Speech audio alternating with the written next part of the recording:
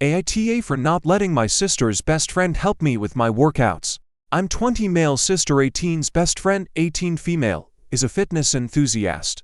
In addition to playing basketball, she also goes to the gym and does a lot of weightlifting and CrossFit stuff. After finding out I decided to start exercising, she said she's bored lately and asked if she could help me learn different exercises. Said that she is thinking about becoming a trainer one day and wants to try her hand at it. I figured sure, why not? She introduced me to the machines and how to use each one, making I start with the light weights, also free weight exercises. The thing is, she started touching me to make sure I'm engaging the correct muscle groups. Said that the most important thing is for me to avoid injuring myself. Now I know that she doesn't have any hidden intention.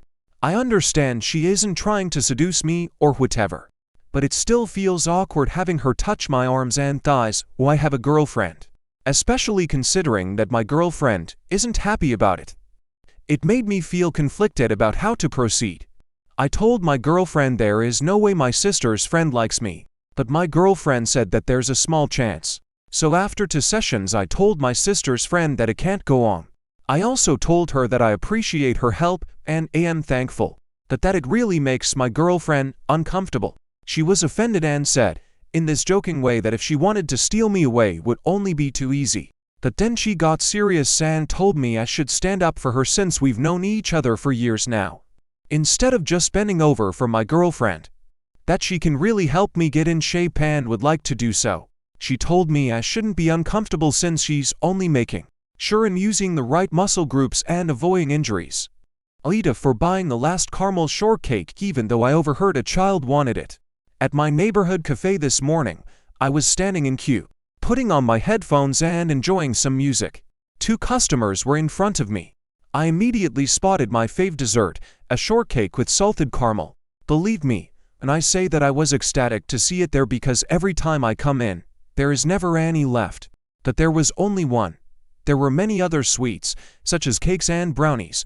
For context, a mother and her child enter and form a queue behind me. Maybe the child was 9 years old. I heard the child yelling that he wants the shortcake that I was eyeing.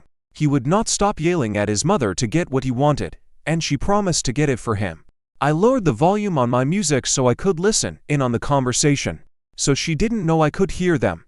When it is my turn to place an order, I go for the shortcake with salted caramel, and hear the child inform his mother right away that I stole the last piece.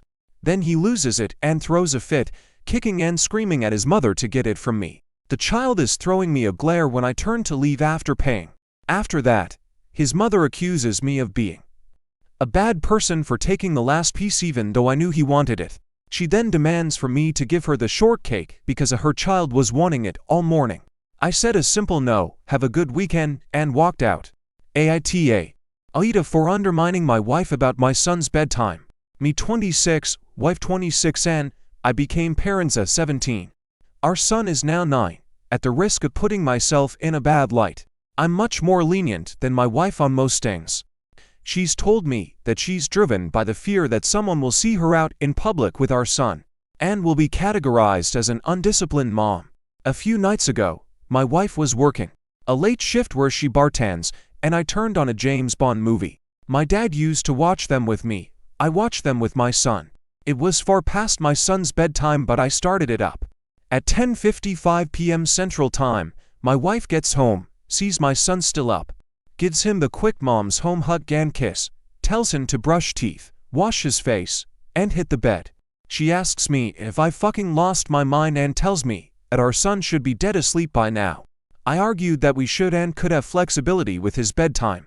My wife argued that she is the law in the house. AITA. That was a week ago. I did apologize to him, and it feels important to say that he and the girl are still talking daily. Was I the asshole for giving out his Discord without asking him? Edit 1. My wording made it a bit unclear, but I apologized to him that night before we went to bed. Edit 2. Another thing to clarify, my brother never actually told me not to give out his Discord, just that he didn't want to ask for hers. His complaint about privacy only came after she messaged him. AITA for giving my brother's Discord to a girl without asking him. Last week, I 21 male took my little brother 15 to an anime convention in our state. It was my brother's first time going to one, and he's pretty nerdy to boot. So he had been very excited about going in the weeks leading up. My brother isn't a very social kid, by his own admission. He's a massive introvert. He doesn't have a ton of IRL friends, and on the drive up to the hotel room, he told me he wanted to make at least one friend during the weekend. I told him might help if I could. Early in the second day of the convention, me and him are waiting in line for the dealer's hall to open. And in front of us is a girl about my brother's age, playing on a Nintendo Switch. I ask her what games she plays, and when she mentioned one that my brother, a huge Nintendo fanboy, had played, I say, "Oh, my brother here is a big fan of those too, isn't that right, brother's name?" He sheepishly agrees and, to my surprise, actually starts talking to the girl about the game. And then some other ones, before moving on to other nerdy things they had a shared interest in. It was the most I ever seen my brother interact with a stranger, and it made me very happy to see. Eventually the dealer's hall opens, and me, my brother, and the girl all end up at the same booth, buying merch. As we're checking out, I point to the girl and ask what my brother thought. He just as sheepishly tells me that he thought she was cool and kind of cute. "You should go ask for her Discord. I bet she'd give it to you." "No," is all he says in response. When I press him on why, he says he's nervous about coming off as creepy and decides, what if she says no? I tell him that as long as he isn't approaching her in a creepy way, then he probably doesn't have to worry about that.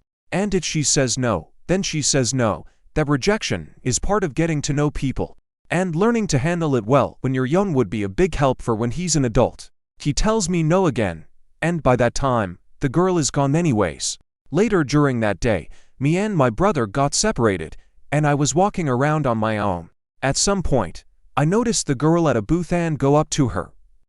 I asked what she thought of my brother, and her response was remarkably similar to my brother's. She thought he was funny and cute, and wanted to talk to him more about Switch games. I offered to give her my brother's Discord, and she agrees. A few hours later, she finally messages him a simply hey with an introduction and how she got his Discord. My brother was pissed. He immediately started telling me that it was a total breach of his privacy to give out his Discord without his permission. I pointed out that he had told me that he wanted to make friends at the convention, and that I basically dropped one at his feet. He went quiet and was chilly around me for the rest of the day, but was fine by tomorrow. AITA for blowing up on my dad and telling him he can't see my daughter. Alright, so a little backstory. I'm a 19 male and I have a fiancée, let's call her Kate, who is 19 female, and I have a 8-month-old little girl. So all my life my dad has basically done nothing for me. He would call to tell me and my mom where to go so I could stay with him for the summer, and then ghost us, and I wouldn't hear from him again for months. He is still way behind on child support for not only me but for 2 of my other siblings. He's always just been hateful and mean. I have tried to talk to him and have a relationship with him, especially since now I have a kid and I want him to be a part of her life. We talked and stayed civil at least for a couple of years. I used to live with him when I was around 16 and worked at the same place as him. He stole around $1,000 from me in total while I lived with him, and he would promise to pay it back or buy me something I wanted to make up for it, and I never got anything. I would help with bills and buy my own special things so he didn't have to. So me and my fiancée just got a puppy about 3 months ago, and my dad called and asked if we wanted to come stay with him for the weekend. Our puppy wasn't housebroken yet and couldn't be alone for that long, and we don't have anyone to watch the pup, so we asked if we could bring him with us. After a little convincing, my dad agreed. So we get to his house and everything was fine at the entire visit. I actually had a good time. Now for the part where I might be the asshole. My pup is from a litter of like 6. My older brother got my pup's sister and found out she had sarcoptic mange, which is a type of mange dogs can get from a parasite called scabies. We thought my pup had it because his ears were crusty and started to split. So I called my father and told him about my brother's dog and how my pup might have had it. He went on a whole rant telling me I should be ashamed of myself for bringing an animal around my 8-month-old daughter and called me a shitty father. I was honestly kind of shocked and responded with, "You Have no right to tell me how I am as a father when you have 6 kids and only 2. Talk to you me and my 13-year-old brother. He told me I was neurotic and told me to go fuck myself. I just didn't respond at that point. A couple of weeks later I saw that Godzilla Minus One is on Netflix and me and my father are huge Godzilla fans, so I try to call him. No answer, so I try again a few hours later. No answer. I called my little brother just to find out my dad blocked me. And it was because he doesn't put up with bullshit, so I told him and his wife that my family will no longer be a part of his cultish family and how I will not allow my daughter to be around that kind of toxicity. He just yelled and told my little brother he was no longer allowed to talk to me. AITA. What if I skipped my brother's wedding?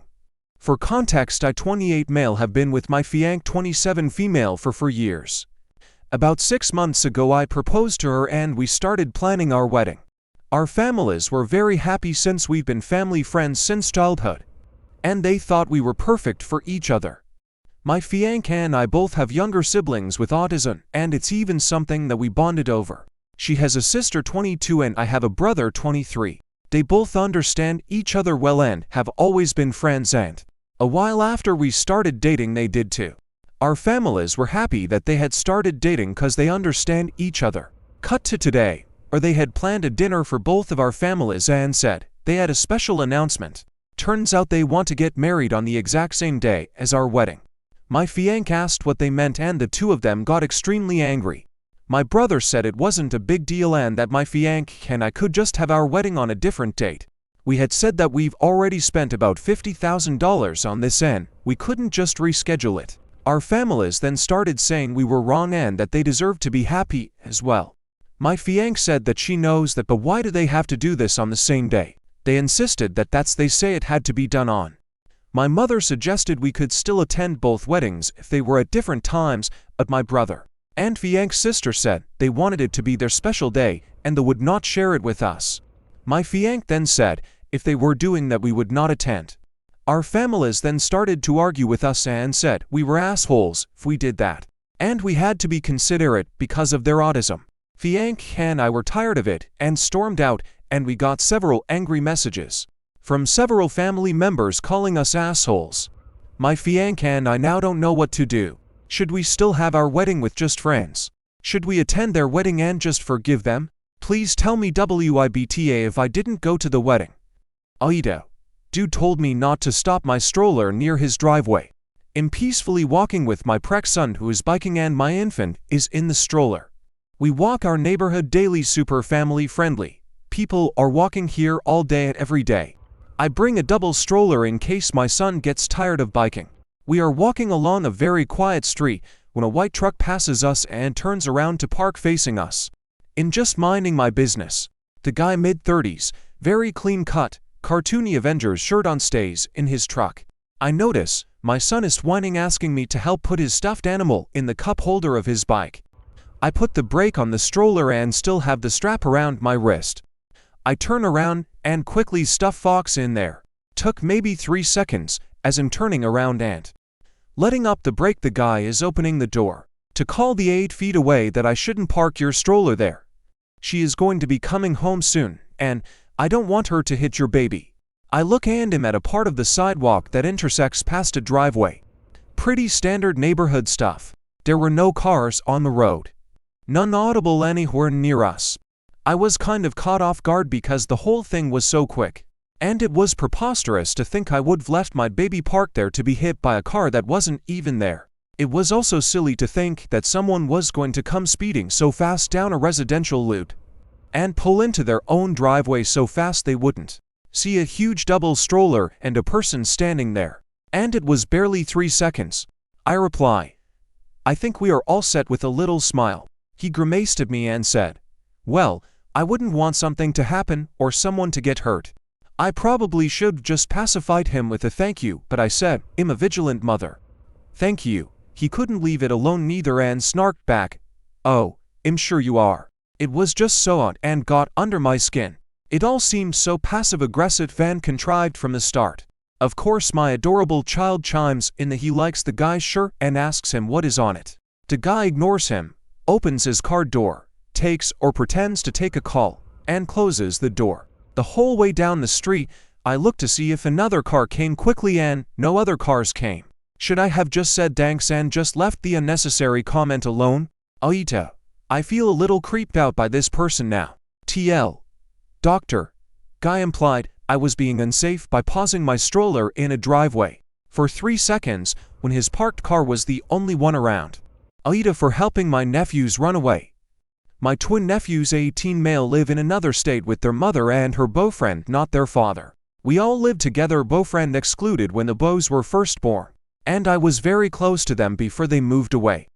I didn't see them again until they were 13, when they spent a summer with me and my family. It took some adjustment, but soon it was like I had 2 new sons. When the summer ended, one returned to their mother, while the other, citing behavioral issues at home, stayed with me. He had some challenges, but adjusted well and became a really great and kind kid, still is. After about a year, his mother wanted him back, but he strongly preferred to stay. I discussed it with my sister, but she was against the idea. 5 years later, the boys are now young men. Although I haven't seen them during this time, we easily reconnect when we meet. We joke, talk, and they share updates on their lives with me. During a recent conversation, they confided in me, asking me not to tell my sister that they have jobs, and their mother and her boyfriend convinced them to hand over their debit cards under the pretense of saving their money. Both my sister and her boyfriend are unemployed and have been using the boys' income to support themselves and spent every dime. The boys have earned approximately $5K. The boys want to leave, and I advised them to wait until they finish high school. That was the plan until a few days ago, when one of the boys argued with my sister and threatened to cancel his card, to which she threatened to kick him out, and he called me, asking for help. I promised him a bus ticket to my state if she followed through on her threat. Last night, both boys called me and said they wanted to leave. True to my word, I bought them bus tickets. My sister called me today, furious that I hadn't informed her about any of this. AITA. AITA for going on vacation without my girlfriend if she can't pay her way. Hi all, I 39 male am dating someone 33 female and have been for the last 3 months. Things are going well until the topic of my 40th birthday came up. Next year one turned 40, and I've never taken an actual vacation. I've extended work trips to do something fun where I am. I've traveled to visit friends or family. Always just for a long weekend, never more than 3 days total. I want to take a weekend travel purely for recreational purposes. My criteria is that the trip needs to be at least a week and be international. I've also worked hard to get my finances in shape since my 20s. And now I have a decent business and some money set aside, and I feel like I'm ready for a trip. And next year would be a great opportunity, as it is a milestone birthday. My girlfriend is great, she works hard and supports herself.